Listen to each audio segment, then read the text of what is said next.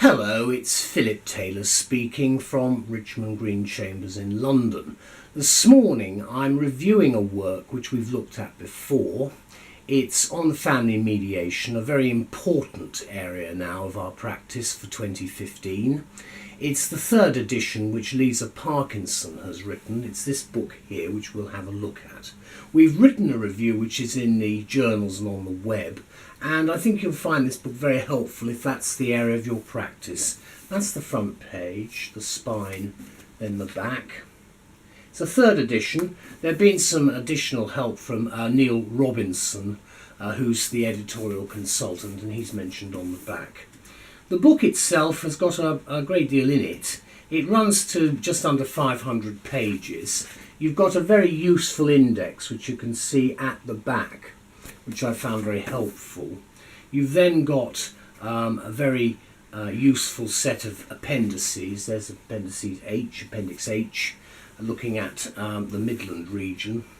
You've got a whole thing, for instance, agreement to mediate, again very useful, Appendix E, which is an important area for all of us. The way that the book is structured is you've got paragraph numbering, which you can see on the sides there. There aren't really very many footnotes. There are a few, which is reference to cross-referencing more than anything else, and the occasional article and so forth in family law. Then at the front of the book you've got a very nice sort of cover there. Then we go straight into the work itself. The dedication. The book is dedicated to mediators everywhere. A very nice dedication. Then there are acknowledgements. Then you've got a forward to the second edition. In fact, the acknowledgements cover the main content. Then the forward to the second edition is there. And then you've got a new forward for the third edition, as there have been some changes. It's bigger and better, she says. And in fact, it's Neil Robinson who writes the forward. The preface is very important to read as well, and then we go straight into the content section itself. It's an easy book to navigate. You can see, just taking an example, of very detailed content chapters. Then you've got a fairly useful kick-off right at the beginning with mediation and the management of conflict. As I say, good little book. It's available also as an e-book, so you'll know it's able, if you're computer orientated, it's well worth having. Now, my wife Elizabeth and I have written a review about this work, the new edition. We've given it the title, The Definitive Text on Mediation for Mediators and Lawyers, now in a new third edition. And I think also advisors will find this quite helpful, because we do have a growing band of not fully qualified people who are acting as advisors in this and other areas of law, and they obviously should be aware that the book is available to give us some way of dealing in terms of management conflict with the issues.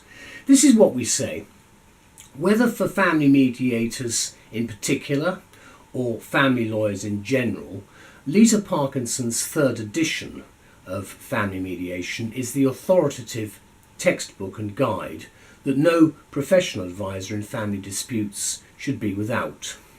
It's published, as I've mentioned, by Jordan's Family Law imprint, and the book is a clear, rational and concise work, and yet it's also a detailed guide through the entanglements and complexities that emerge from family conflicts.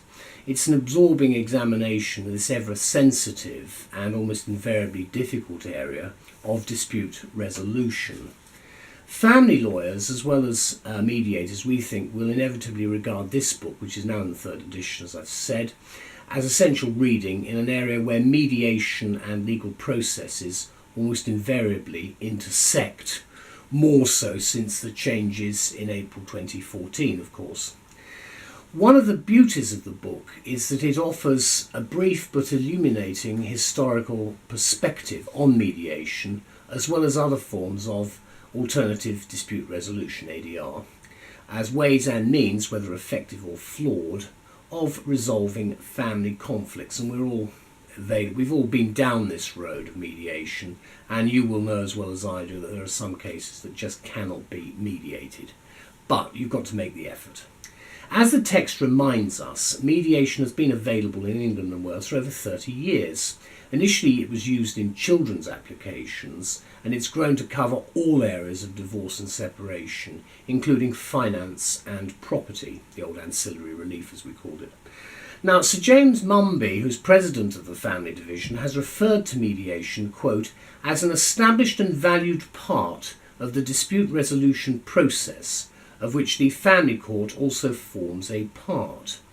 It is important, he continues, for judges to be aware of the advantages that mediation can bring to resolving disputes between separated parents, and to bear these in mind when cases come before them which may benefit from mediation.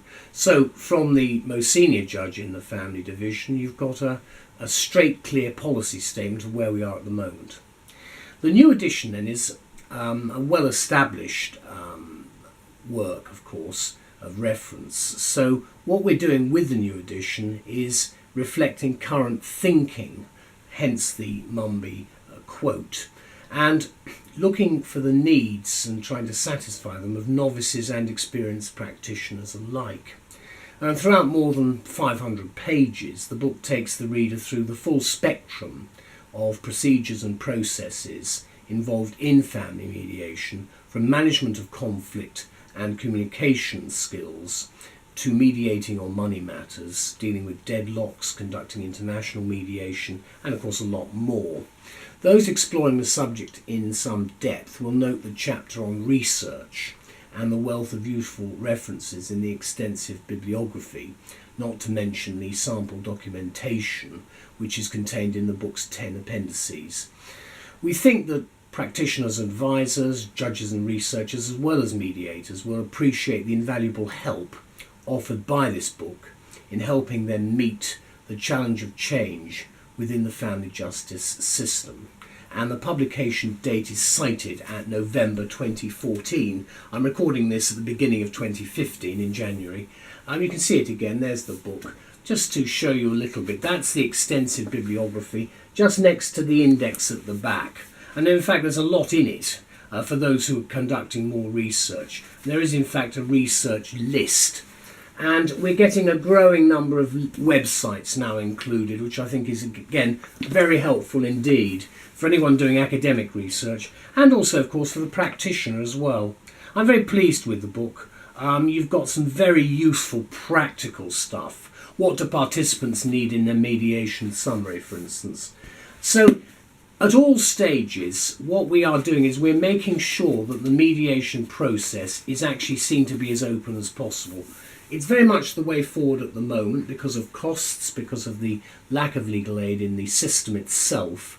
So thank you very much to Lisa and all the other people involved for giving us this new edition. It's very, very gratefully received. Thank you to all concerned. Bye-bye.